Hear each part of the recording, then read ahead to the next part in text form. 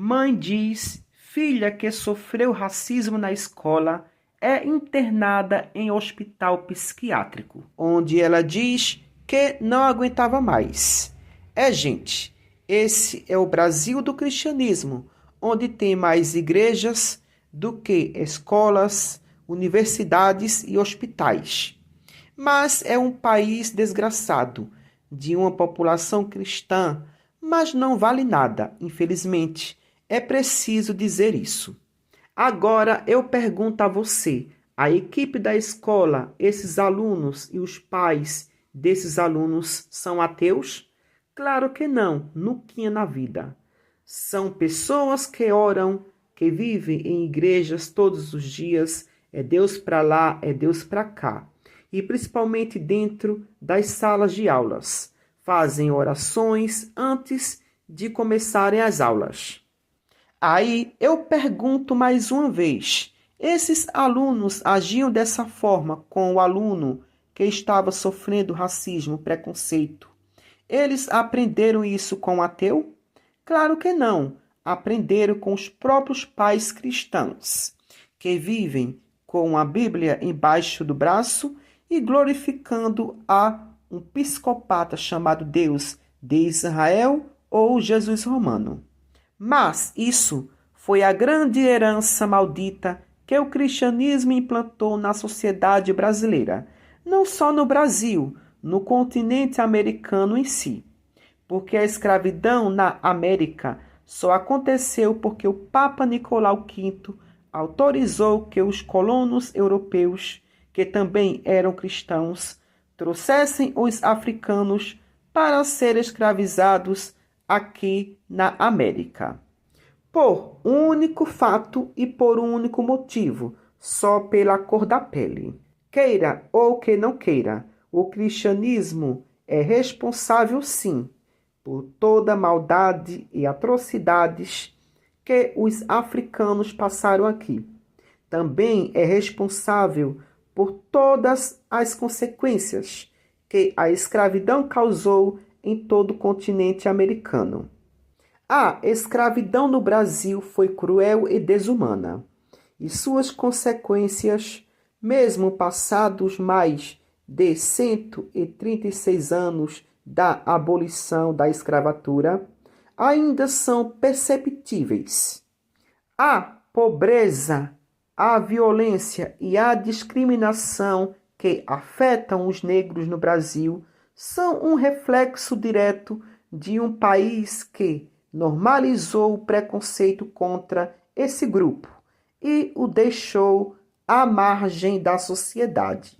Porque quem trouxe e desenvolveu a escravidão aqui na América foram os cristãos.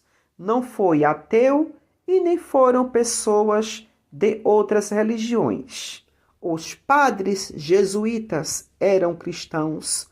O Papa que autorizou a escravidão era cristão. E os colonos europeus todos eram cristãos.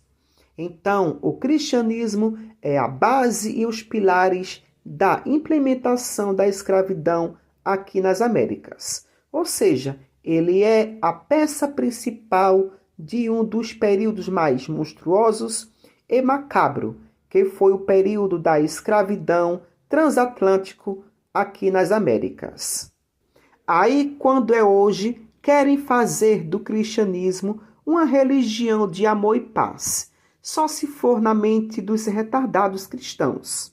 O cristianismo tem o mesmo nível de maldade e atrocidades do islamismo. O que muda de uma para outra só são apenas os personagens religiosos mitológicos. Mas suas essências de níveis de maldade e de alienação às suas ovelhas são os mesmos. Aí eu pergunto, existe algo mais nojento e terrível do que preconceito, racismo e discriminação? Claro que não. O preconceito é pior do que um tiro. Ele vai matando aos poucos, destrói pessoas e famílias. Quando eu vejo um cristão falar mal das religiões das matrizes africanas e do islamismo chega a me dar nojo. Porque eles fazem pior. Eles matam, perseguem, estupram, desejam mal, têm inveja um do outro, e principalmente entre os líderes religiosos, é um querendo passar por cima do outro, excluem, são preconceituosos, são racistas, são homofóbicos, são machistas, enfim. E ainda querem ser melhor do que pessoas de outras religiões. Aí não dá, é o cúmulo dos cúmulos. Então, graças ao cristianismo, que hoje temos uma sociedade totalmente doentia, desequilibrada, que se acham superior e melhor do que pessoas de cor de pele diferente e que não compartilham os seus mesmos ideais dogmáticos religiosos. Esse é o bom exemplo de bons costumes cristãos. Transformar uma sociedade preconceituosa e racista. Parabéns para os cristãos. Estou fora de uma desgraça dessa. Não serve para nada, a não ser causar sofrimento e dor por onde passa. Então, vou terminando por aqui e fiquem agora com o vídeo a seguir. E tchau, tchau. Mas eu queria falar sobre assunto aqui relacionado à violência. Um caso que tem chamado muita atenção, e aí até queria aproveitar a Madá também para falar sobre isso, ela que acompanha muito os assuntos relacionados à escola, ao racismo, ao bullying, ao que acontece não apenas no meio digital, mas às vezes até mesmo no ambiente escolar. Estou falando do caso do Colégio Mackenzie, que está aí tratando de um caso de racismo e de violência.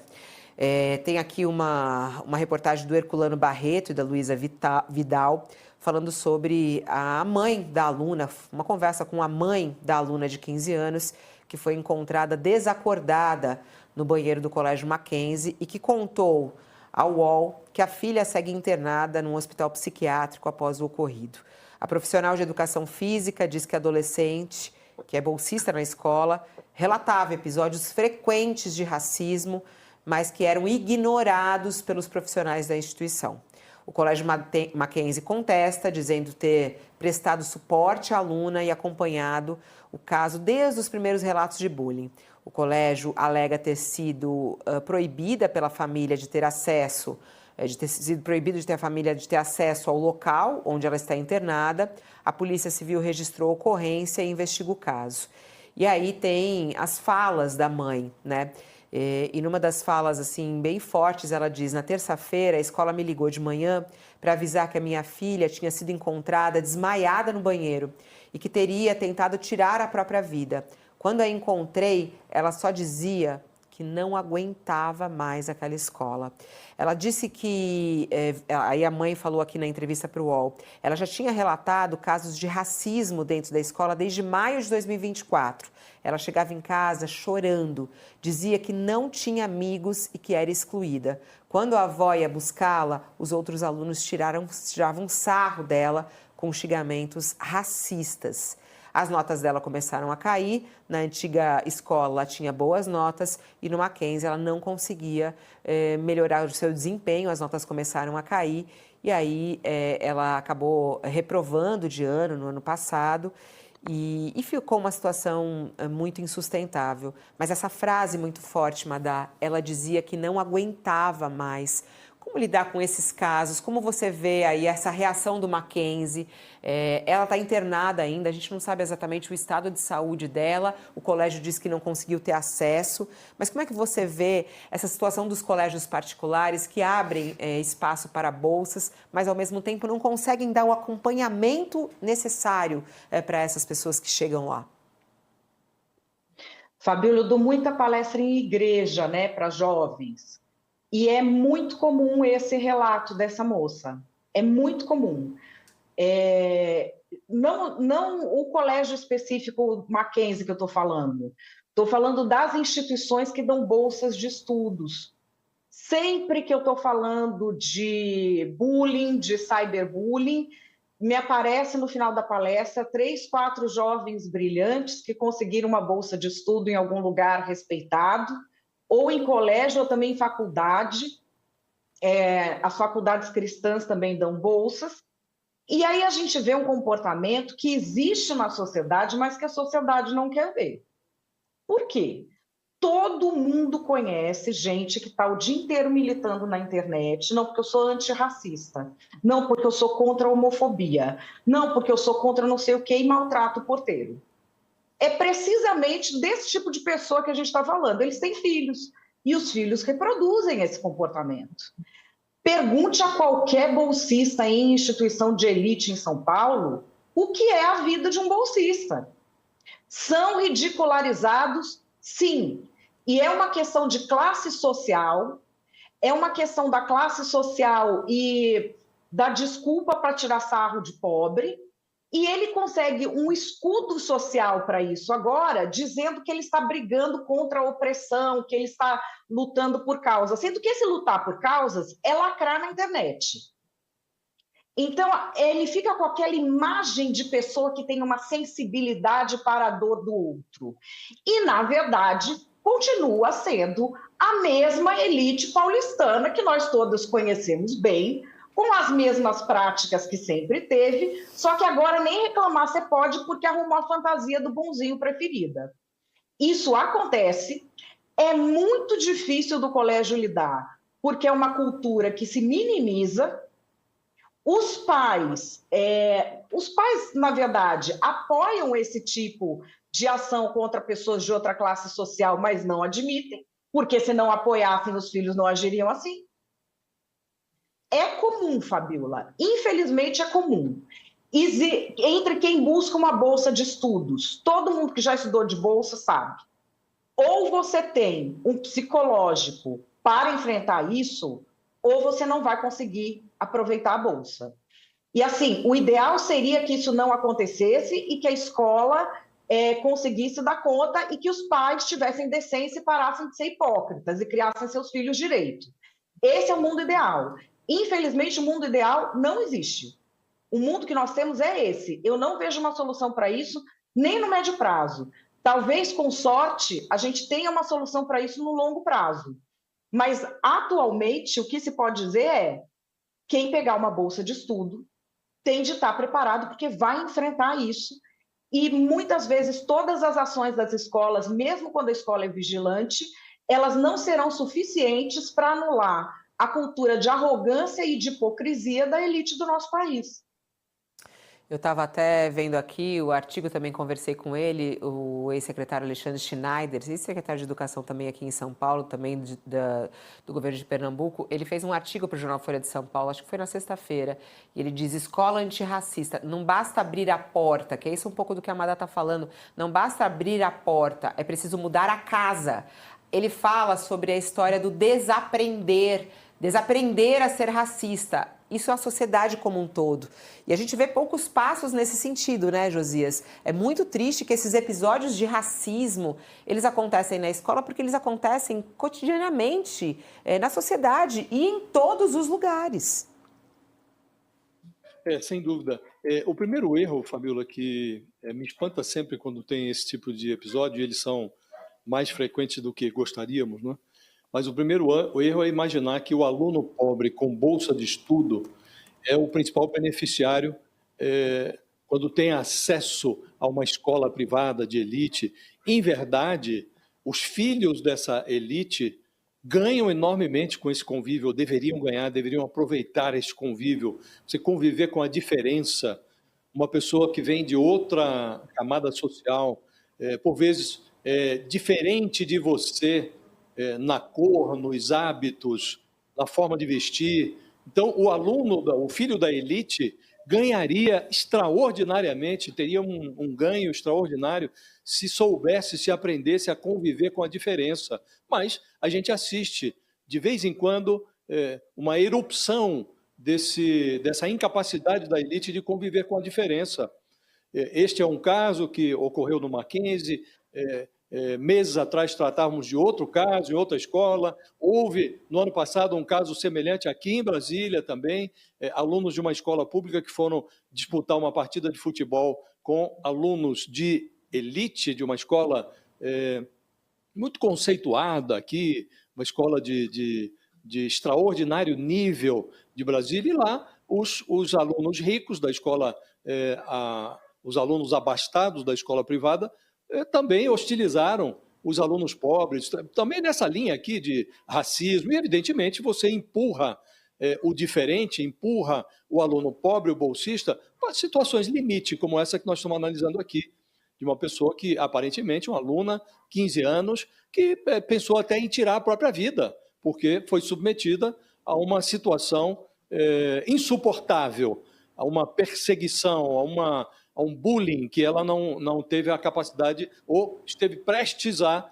tirar a própria vida por conta da situação que enfrentava. Aí a escola sempre vem com essas desculpinhas e tal, mas o fato, Fabíola, é que essas escolas que querem fazer média e abrem os seus estabelecimentos para o aluno pobre, concede bolsas, às vezes até concede a bolsa para obter vantagens tributárias, vantagens fiscais, mas seria uma boa iniciativa se a escola também se preparasse para recepcionar a diferença, para recepcionar o aluno que vem de um bairro mais pobre do que os seus alunos habituais, um aluno que traz a diferença para dentro da escola, mas as escolas, infelizmente, não se preparam para o convívio com a diferença, e nós precisamos admitir que a família de classe alta no Brasil, Fabíola, não sabe educar os seus filhos, porque, do contrário, não teríamos esse tipo de coisa, né? Então, alunos, eu acho que os maiores prejudicados